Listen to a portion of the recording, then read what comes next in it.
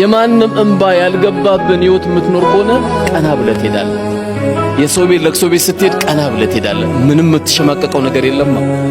ውስጥ ምንም ነገር የለም። ያስለቀስከው ሰው የለም። የሚያገላምጥ ደሞ መጣ የሌባ አትባልም።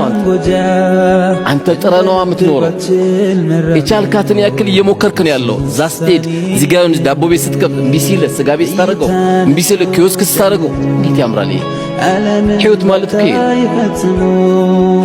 ገንዘቡ ማይጣፍጥም እንጂ እንዲህ ካልሆነ አሜሪካን ግቢ የደከምከው ገንዘብና ከአሜሪካ የተላከልህ ገንዘብ እኮ አንድ አይደለም። ከአሜሪካማ ሲላክልህ ኡማውን ሁሉ ነው መጋበዝ የምትፈልገው። ምን ልጋብዝ ትለዋለህ?